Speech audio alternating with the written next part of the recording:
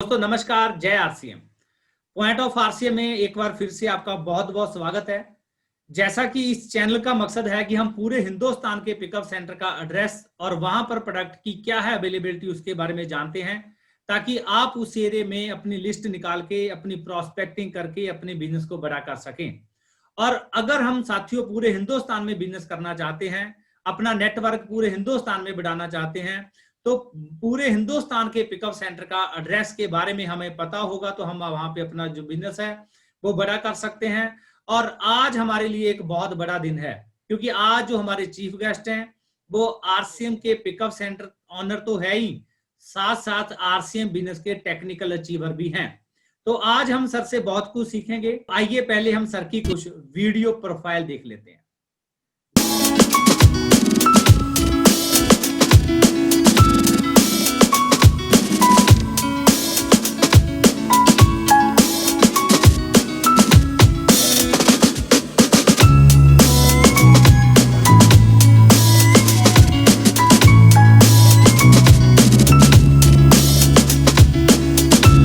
Sir, point of RC में आपका बहुत बहुत स्वागत है। नमस्कार कुलविंदर जी। सबसे पहले इस प्लेटफॉर्म के सभी दर्शकों का स्वागत है। सभी को नमस्कार है, सभी को जय आरसीएम है, सभी को सत श्री अकाल है। और आपका विशेष तौर पे मैं श्लाघा करूंगा इस कदम की कि आपने इस चैनल के माध्यम से पॉइंट ऑफ आरसीएम के माध्यम से पूरे भारत में जो जिस जगह पे भी ये पिकअप सेंटर जो स्थापित हैं, जो एक स्टोर नहीं है, जो कि इनकम का एक केंद्र बिंदु है, जहां से लोग अपनी सेहत के लिए भी दिशा लेके जाते हैं और अपनी जेब के लिए भी दिशा लेके जाते हैं। तो इस प्लेटफॉर्म को आपने उजागर करने के लिए इस चैनल के माध्यम से बहुत बड़ा एक कदम बढ़ाया है। तो कई बार लोगों को दिक्कत आती है कि पता नहीं कहाँ पे स्टोर है, कहाँ पे, तो यूट्यूब हर बंदा देखता है, तो वहां से लोगों को मैसेज आएगा। और आपकी इस जो कदम है बहुत बड़ा, पॉइंट ऑफ आरसीएम के माध्यम से लोगों तक बहुत जल्दी ही भारत के कोने कोने में स्थापित इन आरसीएम पिकअप सेंटरों, वंडर वर्ल्डों की पहुंच जो है वो हो जाएगी। तो मैं फिर से स्वागत करता हूं आपके इस बहुत बड़े कदम का, बहुत बड़े उपराले का। Thank you. Thank you so much sir. Sir, आप जैसे अच्छे लोगों का जब साथ मिलता है तो हमें भी प्रेरणा मिलती है कि हम पूरे हिंदुस्तान के पिकअप सेंटर आप सभी के सामने लाएं, ताकि सभी हमारे साथी हैं पूरे हिंदुस्तान में अगर बिजनेस बड़ा करना चाहते हैं तो पिकअप सेंटर के एड्रेस के बारे में पता होगा तो बिजनेस वो बड़ा कर सकते हैं। Thank you so much sir. तो सर आगे बढ़े उससे पहले सर आपकी बैकग्राउंड के बारे में जानना चाहते हैं सर। सर बैकग्राउंड मेरी कुछ खास नहीं है। लुधियाने में माछीवाड़ा जिला है, तो छोटा सा शहर है, वहाँ से गांव है। तो वहाँ से मेरे जो फैमिली की शुरुआत होती है, मेरे जो पिताजी हैं, पापा हैं, वहाँ से अपनी ज़िंदगी को शुरू करते हैं। और वहाँ से निकल के वो लुधियाने शहर में आते हैं, क्योंकि जो शहरी होता एरिया होता है ना, वहाँ से लोग बाहर से पैसा कमाने के लिए आते हैं। तो मेरे भी पेरेंट्स जो हैं वो यहाँ से पैसा कमाने के लिए लुधियाने में आए, आज से लगभग 40 साल पहले। और वहाँ पे भी आके उन्होंने भी एक मजदूरी से शुरू किया। जैसे आपने देखा होगा कि बल्द होते हैं, उनके पीछे पहले पहले गड्ढा होता था जिसपे जी। रेता निकाल के दरिया से लाते थे। तो वहां से हमारी फैमिली की इसी मजदूरी से शुरुआत होती है। तो ट्रेंड होता है काम का, तो मेरे भी फैमिली ने उस वक्त जो मेरे टाइम में ट्रेंड चला, जैसे कीर्तन का ट्रेंड था, करने का, बाणी ग्रंथी बनने का ट्रेंड था, जिसको हिंदी में पुजारी भी बोल लेते हैं। तो उस चीज का ट्रेंड था, तो मेरे लिए भी मेरे माता पिता ने वही लाइन चुनी। तो 20 साल इस लाइन में चला, धार्मिक आस्था भी बनी, लोगों की धार्मिकता से भी जुड़े। लेकिन इस चीज से एक बात पता चली कि धार्मिकता की के साथ जिंदगी का जो कोई मकसद है उसको हासिल नहीं किया जा सकता। फाइनेंशियली तौर पे हम फ्रीडम नहीं हो सकते। तो इस तरह की चीजें जो जो रहती थी वो बहुत ही कमी महसूस होती थी। तो 2 साल पहले आरसीएम बिजनेस को शुरू किया। और आज जो मेरी पोजीशन है, जो मेरा आज आज की डेट में जो एक मेरा बैकग्राउंड, मेरे माता पिता हैं, लेकिन मेरे बच्चों का बैकग्राउंड मैं बन चुका हूँ। और मेरे बैकग्राउंड में और मेरे बच्चों के बैकग्राउंड में जमीन आसमान का अंतर पड़ चुका है ये 2 साल में। और मेरी जिंदगी जो काम करते हुए 20 साल की है, वो एक रेत के दरिया से शुरू होती है और गुरुद्वारे में आके वो जिंदगी खत्म हो जाती है। और ये 20 साल के बाद में एक नई जिंदगी जो आरसीएम्स के पॉइंट के माध्यम से है वो शुरू होती है।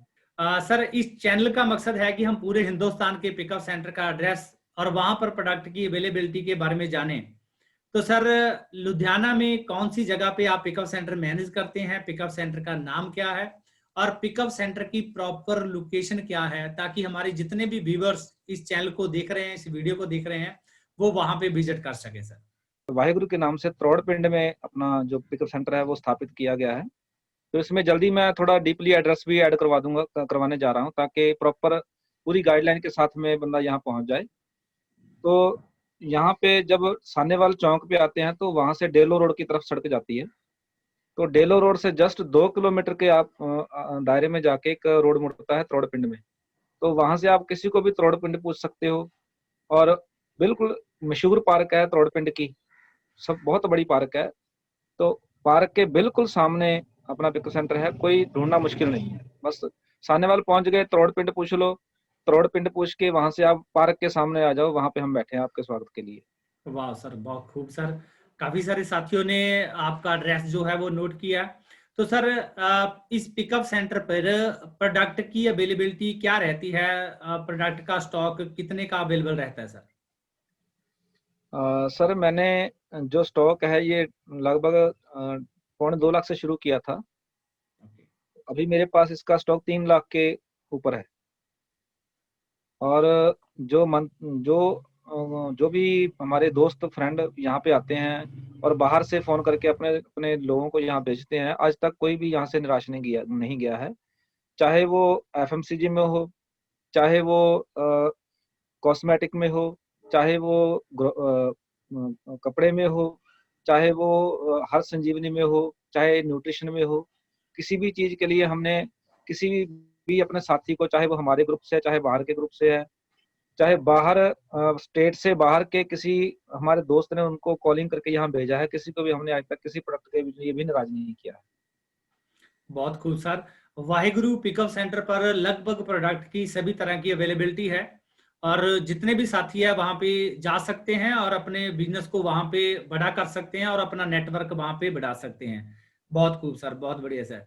सर, अगर मैं आपसे जानूं, क्योंकि आपका बहुत शानदार लेवल है अभी आरसीएम बिजनेस के पास और पिकअप सेंटर का भी आपके पास बहुत तजर्बा है, अगर मैं आपसे आरसीएम बिजनेस के ऐसे पांच प्रोडक्ट के बारे में जानूं कि जिसके बारे में आप कहना चाहें कि कोई डिस्ट्रीब्यूटर नेटवर्क बनाए चाहे ना बनाए, बट ऐसे 5 प्रोडक्ट जो आप प्रमोट करना चाहते हैं कि जिनको सभी को इस्तेमाल करना ही चाहिए सर। सबसे पहला जो प्रोडक्ट है सर, वो तो हम खुद ही हैं।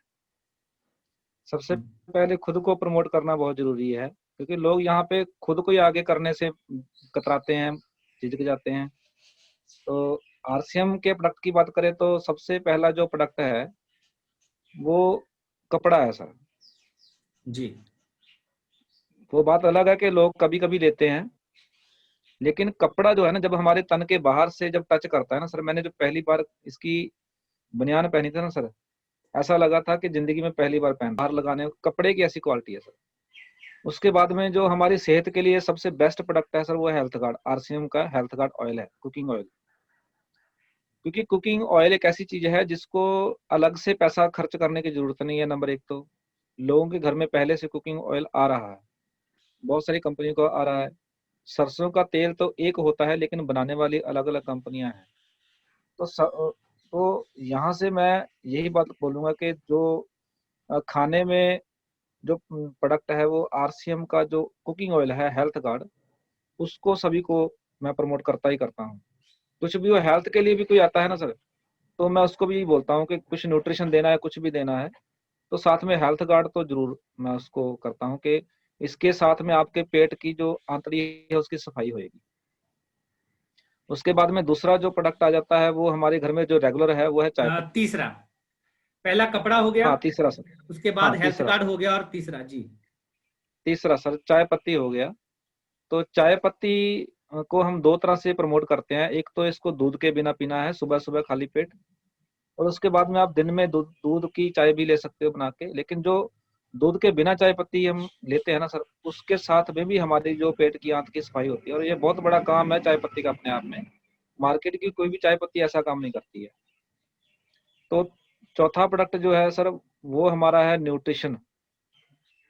और न्यूट्रिशन में जो मैं 2 प्रोडक्ट है लेकिन उनको एक ही बोलूंगा, न्यूट्रिशन मैन और वुमेन, क्योंकि घर में दोनों ही घर को चलाते हैं, लेडीज भी चलाती है और जेंट्स भी।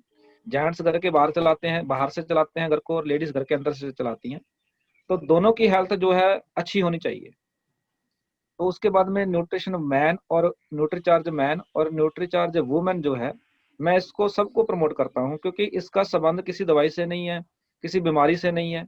कि हम घर को कब अच्छा चलाएंगे, जब हम तंदुरुस्त रहेंगे।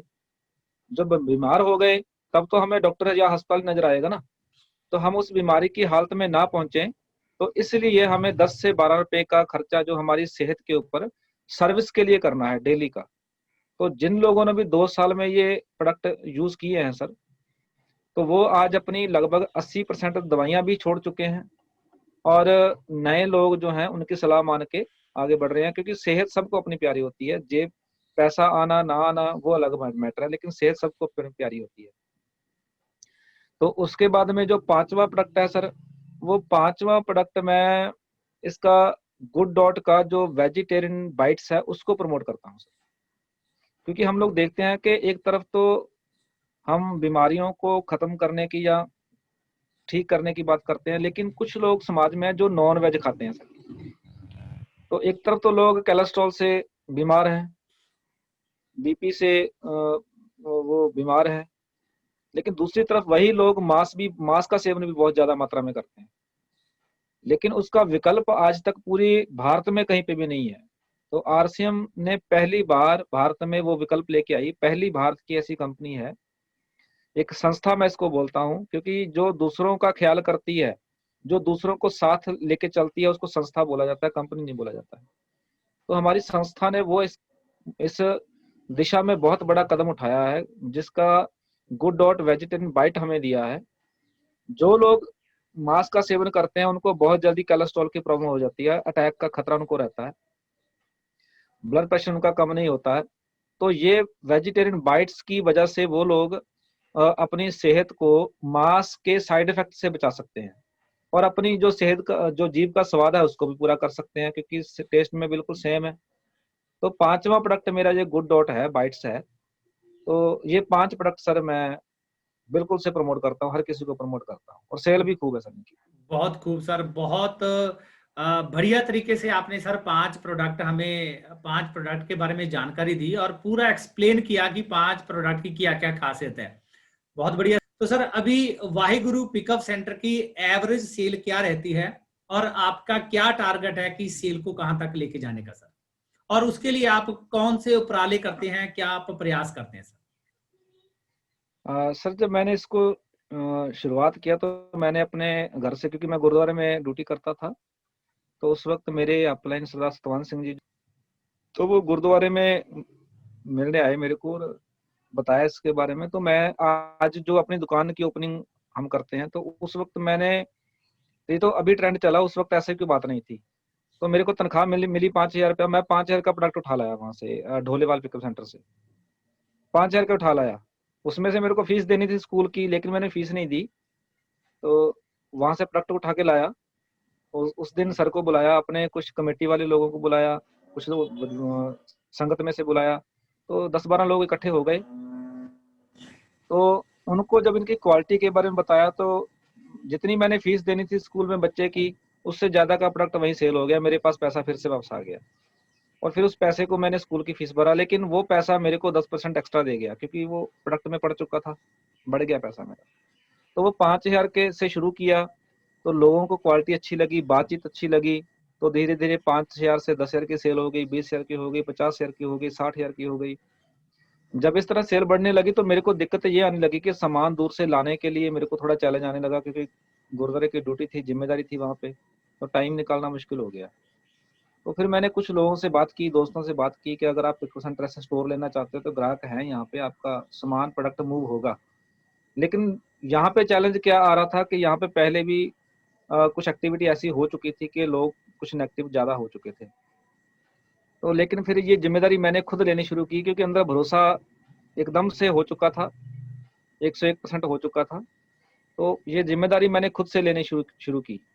तो अपने नाम पे पिकअप सेंटर को वाहेगुरु के नाम से शुरू किया और उस दिन से पीछे मुड़ के नहीं देखा। वो 50,000 की जो सेल थी आज 4 लाख से ऊपर जा रही है और जो मंथली टारगेट मंथ की सेल होती है सर वो 7-8 लाख ऐसे जाती है।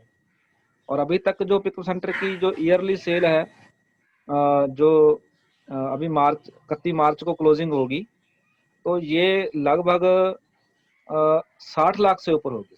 ये देखा है पिकअप सेंटर को शुरुआती दौर में बहुत छोटा सा था जहाँ पे मुश्किल से 2 बंदे खड़े हो पाते थे।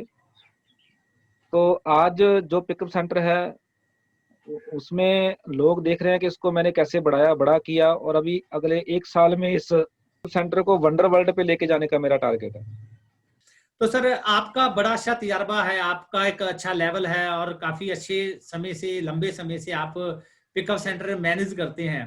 तो सर एक पिकअप सेंटर के स्टॉक को अगर मेंटेन रखना हो तो उसको कैसे मेंटेन रखा जाए, क्या उसका सीक्रेट रहता है सर? सर मैंने जैसे हमें बचपन में सिखाया गया था ना कि आपको ये पॉकेट मनी मिलती है, तो हमारे बचपन में तो वही 10 20 पैसे 25 पैसे 1 रुपया होता था ना, तो उसको गले में डालते थे। तो मैंने उसी बचपने की आदत को शामिल किया इसमें कि जो भी सेल रहती है, जो भी प्रॉफिट रहता है उसको गले में डालता हूँ और गले में डाल के उसको इकट्ठा करके जैसे किसी स्टॉक चीज की कमी होती है उसको मैं कंपनी के खाते में गले में डाल देता हूँ। तो वो कंपनी का गला भी अपना ही गला है, किसी बाहर का गला तो है नहीं। तो वहां से बढ़ता जा रहा है, बढ़ता जा रहा है, बढ़ता जा रहा है सर। तो इसी माध्यम से स्टॉक भी बढ़ता जा रहा है। आज तक मैंने आरसीएम के प्रोडक्ट के पैसे को कभी भी ऐसे यूज नहीं किया है कि चलो कुछ भी कहीं पे भी खर्च कर दो। आरसीएम का जो प्रोडक्ट का पैसा है उसको आरसीएम में ही डाला है, बाहर नहीं उसको जाने दिया कभी। तो इसी वजह से मेरा स्टॉक भी बढ़ता जा रहा है, तो इसी वजह से सब कुछ हो रहा है। बहुत बढ़िया सर, बहुत खूब सर। इस, तो सर क्या एक पिकअप सेंटर ऑनर को जो उसने जिस अमाउंट से पिकअप सेंटर ओपन किया था, अभी जैसे प्रोडक्ट और बढ़ रहे हैं तो उसी अमाउंट से बाकी जो प्रोडक्ट है को मैनेज करनी चाहिए, जहाँ प्रोडक्ट के साथ साथ और भी जो उसको अमाउंट है वहां पे डिपॉजिट करानी चाहिए और भी अमाउंट लगानी चाहिए सर? नहीं सर देखो ये तो बिजनेस है। ये बिजनेस पिकअप सेंटर जो नेटवर्किंग से हटके है। नेटवर्क में कोई बंदा खाली अपने किराए के माध्यम से बिजनेस खड़ा कर सकता है, लेकिन पिकअप सेंटर ऐसे नहीं चलेगा। क्योंकि एक बंदा यूपी से मान लो कोई अपने दोस्त को फोन कर रहा है कि यार बहुत बढ़िया सिस्टम है, बहुत बढ़िया ऐसे है, बहुत बढ़िया प्रोडक्ट है, ये मिलेगा वो मिलेगा, लेकिन आगे जाते पिकअप सेंटर में ही आधे रैक खाली होंगे तो कैसे बात चलेगी। तो हमें उन सबकी रिक्वायरमेंट को ध्यान में रखना है। जब एक तो बंदा सोचता है कि सेल बढ़ेगी तो प्रोडक्ट लाऊंगा, लेकिन मैं तो ये बोलता हूँ प्रोडक्ट होएगा तो सेल बढ़ेगी। तो बहुत खूब उसके लिए सर। हमें इन्वेस्टमेंट भी बढ़ानी पड़ेगी। अगर अभी चावल आ रहे हैं, अभी जितना प्रोडक्ट पैसा मेरा प्रोडक्ट में पड़ा हुआ है वो तो पड़ा हुआ है ना, तो चावल के लिए मैं एक प्रोडक्ट खत्म करके उस प्रोडक्ट के पैसे को चावल में थोड़ा डालूंगा। तो उसके लिए मेरे को इन्वेस्टमेंट चाहिए। अगर प्रोडक्ट बढ़ रहे हैं तो इन्वेस्टमेंट भी बढ़ानी पड़ेगी। प्रोडक्ट बढ़ेंगे, इन्वेस्टमेंट बढ़ेगी तो अपने सर सेल भी तो बढ़ेगी ना। बहुत खूब और सर। सेल बढ़ेगी और लोगों में ज्यादा प्रोडक्ट जाएगा तो ज्यादा लोग खरीदारी करने वाले लोगों की गिनती बढ़ेगी। तो इस तरह से सभी की आमदनी भी बढ़ेगी, क्योंकि हमारा मकसद क्या है कि आर्थिक तौर पे आजाद होना और अपनी सेहत की सुरक्षा करना। तो सेहत सुरक्षा के लिए प्रोडक्ट यूज है, लेकिन आर्थिक तौर पे आजाद होने के लिए पिकअप सेंटर को वंडर वर्ल्ड में कन्वर्ट करना बहुत जरूरी है। तो उसके लिए हमें अभी जितनी पिकअप सेंटर के ऊपर प्रोडक्ट पड़ा है वंडर वर्ल्ड में उतना थोड़ा चलेगा।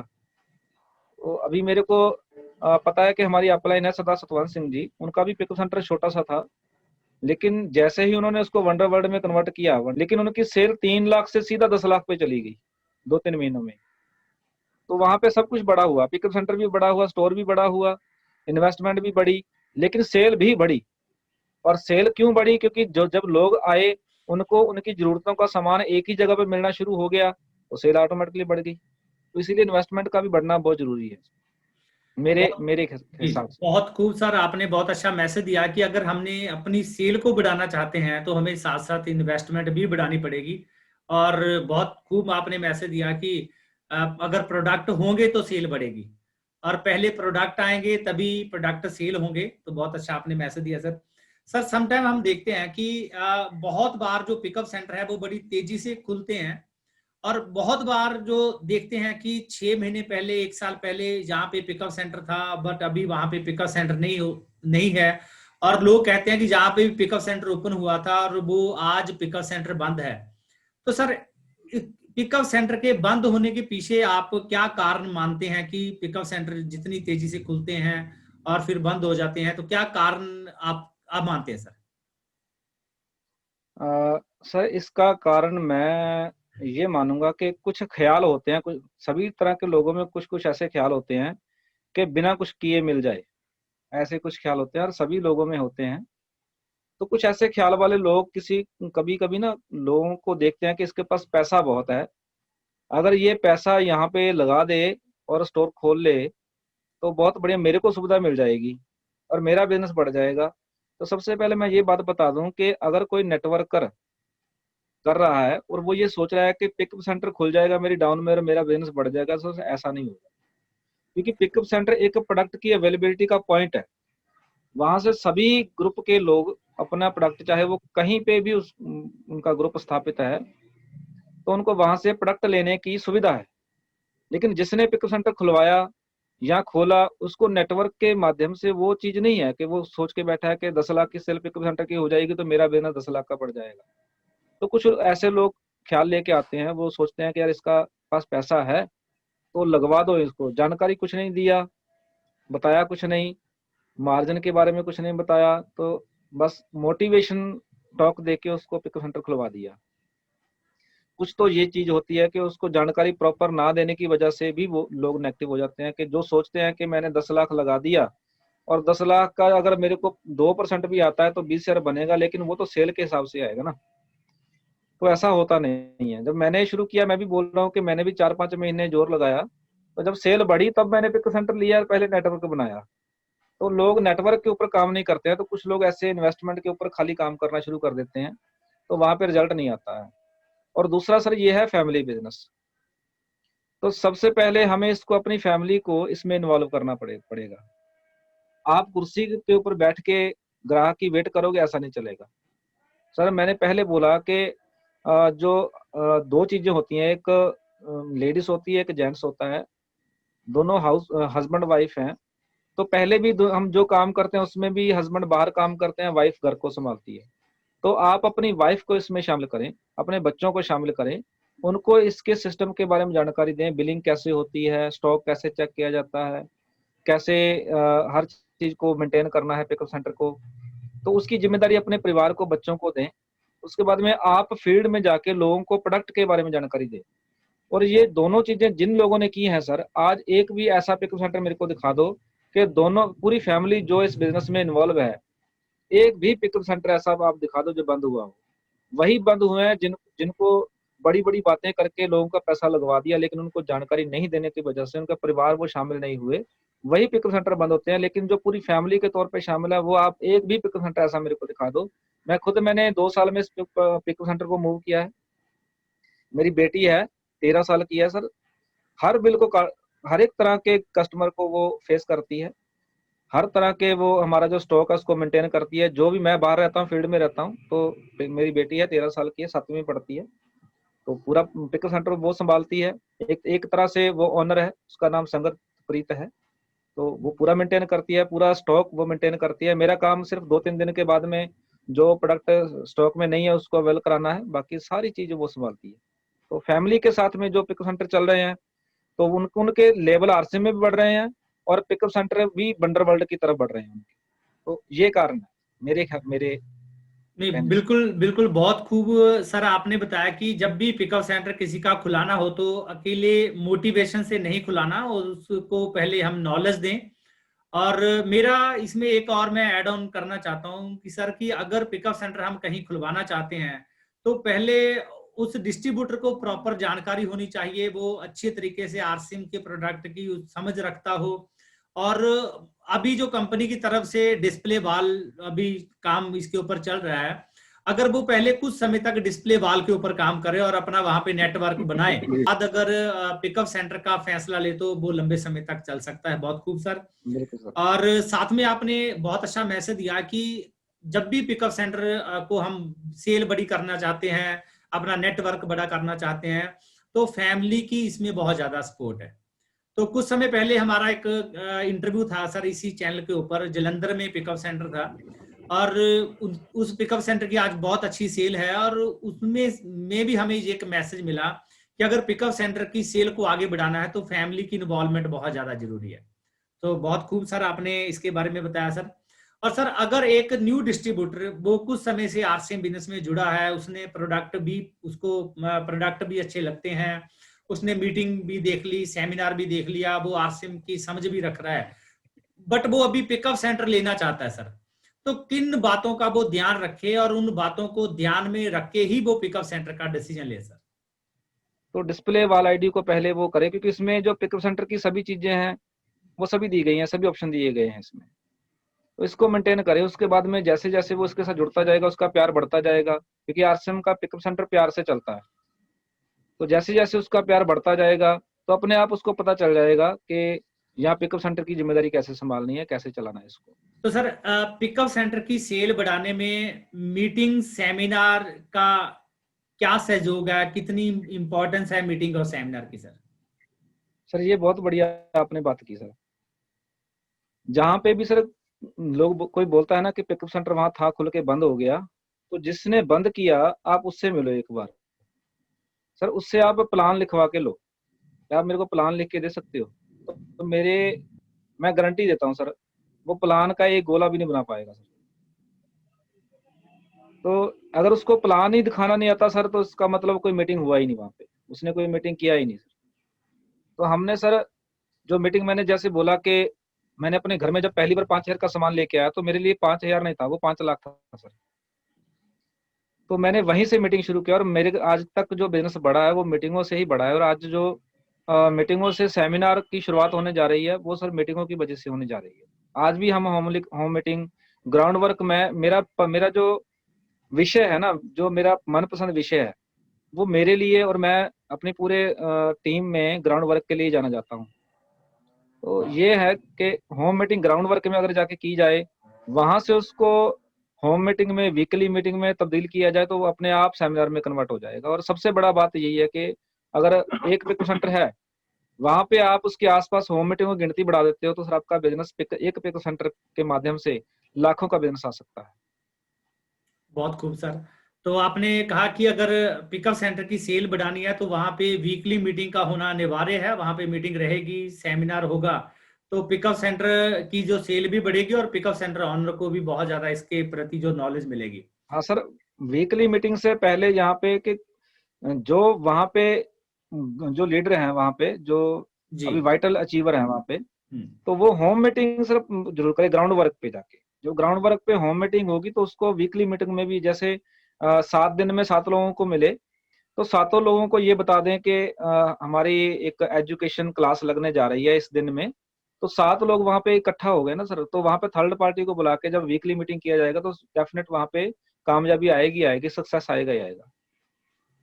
बहुत खूब सर, बहुत बढ़िया आपने हमें बताया कि पिकअप सेंटर की सेल है वो किस तरीके से आगे बढ़नी चाहिए। पहले home meeting to weekly meeting, और वीकली मीटिंग के बाद ही जो बड़े सेमिनार तक हम पहुंच सकते हैं। सर बहुत बार देखा गया है कि एक पिकअप सेंटर ऑनर की, मेरे पिकअप सेंटर की जो सेल है वो एक लीडर्स के ऊपर ही निर्भर है, तो आप इसमें इसको कितना सही मानते हैं कि एक पिकअप सेंटर की ऑनर की रिस्पॉन्सिबिलिटी क्या होनी चाहिए और वहां पे एक लीडर्स की क्या रिस्पॉन्सिबिलिटी होनी चाहिए? जिसने पिकअप सेंटर को रन करना है, अगर वो सबसे पहले ग्राउंड वर्क से जुड़ा होगा, होम मीटिंगों से जुड़ा होगा, तो उसको सीनियर अपलाइनों की जो वो बहुत कम जरूरत पड़ेगी, क्योंकि वो खुद मीटिंगों से जुड़ा हुआ है, खुद मीटिंगें कर रहा है, वो लोगों में खुद जा रहा है। तो लेकिन कुछ प्लानिंग होती है ना, कुछ अगेंस्ट प्लानिंग होती है, आगे कैसे करना है, तो उसके लिए हमें सीनियर अपलाइनों की जरूरत पड़ती है। जैसे हमने अभी पिछले 2 महीने पहले एक सेल मेला लगाया था यहाँ पे, एक दिन में 1.25 लाख की सेल का रिजल्ट मिला, एक दिन वाह में। सर, क्या तो है सेल मेला, इसके बारे में थोड़ा सा डिफाइन करें सर, तो, क्लियर कट करें जी। तो दोनों चीजें हैं सर। अगर आप पहले मैं आपके उस सवाल का जवाब दे दूं राइट। कि खाली पिकअप सेंटर वाला सोचे, वो तो बात है कि पिकअप सेंटर वाला ही खुद जिम्मेदार है। उसकी सेल बढ़ेगी तो उसकी वजह से बढ़ेगी, उसकी सेल नहीं बढ़ेगी तो उसकी वजह से नहीं बढ़ेगी। तो उसके पीछे मेरी जिम्मेदारी, अगर मैं बंद कर रहा टाइम से उसको खोलूंगा पिकअप सेंटर को, लोग आ रहे हैं उनसे सही ढंग से बात करूंगा, खुद जाके अपनी टीम में मीटिंगें करूंगा, लोगों की कुछ लोग प्रोडक्ट के बारे में नेगेटिव बोल रहे हैं, कुछ अच्छा बोल रहे हैं, उनकी सभी चीजों को अपने दोस्तों के साथ फेस करूंगा तो मैं उसका असर तो मेरी सेल के ऊपर पड़ेगा, मेरे पिकअप सेंटर के ऊपर पड़ेगा ना। तो अपलाइन जब आपके उस केंद्र बिंदु को मध्य रख के आपके एरिया में को प्लानिंग करती है तो सर उसका भी बहुत बड़ा रोल है। तो वो चीजें हम मिलके कर रहे हैं। तो आज भी सेल मेला चल रहा है, शिमलापुरी में आज भी सेल मेला चल रहा है। तो तीसरा हमारा सेल मेला है जिसकी कामयाबी की जो खबर है वो आपको कल मिल जाएगी। तो जी सेल मेला ऐसे होता है कि सर हम 20-30 एक एरिया में डिस्ट्रीब्यूटर है, पिकअप सेंटर के आसपास हैं, लगभग 10-15 किलोमीटर के दायरे में। तो हम कुछ पैम्पलेट छपवाते हैं, जैसे 20 डिस्ट्रीब्यूटर हमारे एक्टिव हैं, तो उनको हमने 100 150 इन्विटेशन दे दिया। तो वो इन्विटेशन उनको दिया, उन्होंने अपने नए नए लोगों को इनवाइट किया कि खरीद मूल्य के ऊपर हम सेल लगा रहे हैं, तो वहां पे आप पहुंच के अपने घर की जरूरत के हर एक सामान को खरीद मूल्य के ऊपर ले सकते हो। तो वहां पे जब हमने मान लो 20 लोगों ने 2000 कार्ड बांट दिया सर, तो हमारी जो वहां पे एवरेज आ गई, क्योंकि कोविड-19 चल रहा था, तो तब भी हमारी जो एवरेज 1.25 लाख की सेल की वहां निकली। जी, बहुत खूब। और वहां पे न्यू जैसे प्रोस्पेक्ट आते हैं या डिस्ट्रीब्यूटर भी आते हैं, और डिस्ट्रीब्यूटर का भी बिलिंग वगैरह भी वहां पे ऐसा कुछ रहता है सर सर? जैसे हमारे जैसे 20 डिस्ट्रीब्यूटर हैं, तो हमने उनको 100 कार्ड दे दिया। जैसे शादी में कार्ड बांटना है, तो उन्होंने अपने घर में बेटे की या बेटी की शादी करनी है, तो वो अपने दो रिश्तेदारों को बुला रहे हैं ना, इनविटेशन इनवाइट कर रहे हैं। तो हमने एक एक बंदे ने 100 इनविटेशन कार्ड ले लिया, तो वो 100 लोगों को अपने रिश्तेदारों को दे रहा है कि भैया खरीदारी के ऊपर मेला लग रहा है, तो अपने दोस्तों को, जानकारों को, आस पड़ोस को, सबको 100 दे दिया। तो एक डिस्ट्रीब्यूटर की 20 लोगों के आने की एवरेज भी निकलती है सर।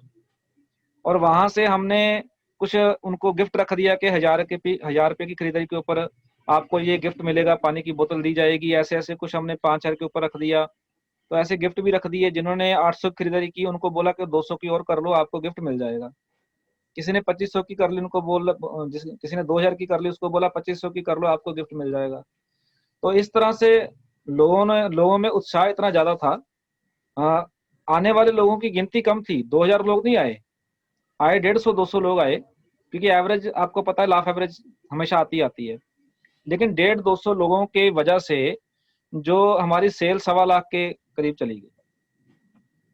बहुत खूब सर। और मुझे उम्मीद है कि जितने भी हमारे व्यूअर्स, हमारे डिस्ट्रीब्यूटर और हमारे पिकअप सेंटर ऑनर अभी इस वीडियो के माध्यम से आपको सुन रहे हैं, वो भी इसी प्रकार अपना जो पिकअप सेंटर की वो सेल को बढ़ाने का वो बिल्कुल प्रयास करेंगे। और बहुत खूब एक सर। बात और सर इस यहाँ पे मैं बोलना जी चाहूंगा जी जी जी। कि हमें सेल तो अलग बात है, कि सेल निकलनी अलग बात है, लेकिन सर हमें 200 नए कस्टमर मिल गए। खूब, बिल्कुल सर, बहुत तो बढ़िया सर। 200 लोगों की लिस्ट मिल गई, 20 लोगों के माध्यम से 200 लोगों की लिस्ट मिल गई। और वो 200 लोगों की वजह से पिछले तीन महीनों में 100 से ज्यादा ज्वाइनिंग हो चुकी है सर। वाह, क्या बात है, बहुत उन बढ़िया उन्हीं सर। उन्हीं उन्हीं लोगों में जो लोग प्रोडक्ट लेके गए थे। बहुत बढ़िया सर, बहुत बढ़िया सर, बहुत खूब सर। और बिल्कुल बहुत सारे हमारे जो व्यूवर्स हैं, हमारे डिस्ट्रीब्यूटर हैं, वो इसी नीति को भी अपनाएंगे ताकि उनका जो नेटवर्क है वो भी सर बहुत बढ़िया वो आगे बढ़े। तो सर, क्या एक पिकअप सेंटर ऑनर टेक्निकल चीबर बन सकता है? वो आपके सामने है sir. Pickup center owner technical चीबर कैसे बने सर? क्या राज है सर उसका? सर उसके लिए उसको अपने पिकअप सेंटर की कुर्सी के ऊपर अपने परिवार को बिठाना पड़ेगा और खुद को बाहर लोगों में जाना पड़ेगा। सीधा एक ही बात है कि लोगों में जाएं और पिकअप सेंटर की जिम्मेदारी अपने परिवार को दें। बहुत खूब सर, बहुत बढ़िया आपने मैसेज दिया सर। तो हमारे जितने भी सर व्यूवर्स, अभी हमारे जितने भी डिस्ट्रीब्यूटर अभी इस वीडियो को देख रहे हैं, तो उनके लिए आपका एज ए टेक्निकल के लेवल का एक शानदार सा मैसेज सर। सर मैसेज तो एक ही है कि लगातार लगे रहें लगन से, मंजिल बिल्कुल हमारे पास है। बहुत खूब सर। देखिए और अभी जी एक ताजी घटना है हमारे किसान भाइयों की। जब यहाँ से चले, वो अपने अपने स्टेटों से चले, तो कितनी रुकावटें पड़ी रास्ते में। जब उनके हौसले बुलंद हैं तो बड़े बड़े पत्थर और सड़कों के ऊपर बड़े बड़े गड्ढे भी उनका रास्ता रोक नहीं पाए, आंसू गैस के गोले उनका रास्ता रोक नहीं पाए, इतनी तेज गंदे पानी की बौछारें उनका रास्ता रोक नहीं पाई। तो क्या यहाँ पे टेक्निकल लेवल को अचीव करना उससे मुश्किल है क्या? साबुन ही तो है सर। लोग पहले भी साबुन को पानी में निकाल रहे हैं, झाग बना के उसका जा रहा है, तो खाली साबुन को कन्वर्ट ही करना है ना आरसीएम में। तो ये क्या मुश्किल है? कुछ भी मुश्किल नहीं है। मान लिया तो मुश्किल है, नहीं माना तो मुश्किल कुछ भी नहीं है। बहुत खूब सर, बहुत बढ़िया सर। तो सर अभी कंपनी की तरफ से पूरा फोकस है डिस्प्ले बाल के ऊपर। तो डिस्प्ले बाल की आप क्या महत्ता मानते हैं कि अगर हमने रॉयल्टी करनी है, टेक्निकल करना है, तो डिस्प्ले बाल क्या सभी डिस्ट्रीब्यूटर को लेना चाहिए सर? डिस्प्ले वाल आईडी को कामयाबी की शुरुआत मानता हूँ आज के समय में। कि अगर किसी ने कामयाब होना है, आरसीएम में बड़े से बड़े लेवल को अचीव करना है, तो सर सबसे पहले वो डिस्प्ले वाल के को समझे, उसकी परिभाषा को समझे। अगर एक बंदा 100 डिस्प्ले के वाल खुलवा देता है, तो सर उसका बिजनेस लाखों में नहीं होगा, करोड़ों में जाएगा। लेकिन खाली इसको विषय को समझने की बात है कि जो बंदा इस डिस्प्ले वाल के विषय को समझ गया, सर वो बंदा तो रवि शर्मा जी वाले लेवल को 5 साल में बीट करेगा सर। तो जैसा कि आपने देखा कि आज हमारे चीफ गेस्ट थे सरदार मक्खन सिंह जी, जिन्होंने हमें वाहिगुरु पिकअप सेंटर के एड्रेस के बारे में बताया और वहां पर प्रोडक्ट की अवेलेबिलिटी के बारे में बताया। तो इसी प्रकार साथियों, आप पूरे हिंदुस्तान के किसी भी शहर के पिकअप सेंटर के बारे में जानना चाहते हैं तो नीचे कमेंट बॉक्स में उस शहर का आप नाम लिखें। पॉइंट ऑफ आरसीएम की टीम पूरा प्रयास करेगी उस शहर के पिकअप सेंटर का address point of RCM channel के ऊपर लाने का। और साथियों, अगर आप इस चैनल के ऊपर बिल्कुल नए हैं तो इस चैनल को सब्सक्राइब, इस चैनल को लाइक और इस चैनल को शेयर करना ना भूलें, ताकि जो भी न्यू वीडियो इस चैनल के ऊपर अपलोड होगी उसका नोटिफिकेशन आप तक पहुंचे। और आपका सभी का इस चैनल को बहुत शानदार प्यार देने के लिए पॉइंट ऑफ आरसीएम की तरफ से आपका बहुत बहुत धन्यवाद। Thank you. जय आरसीएम।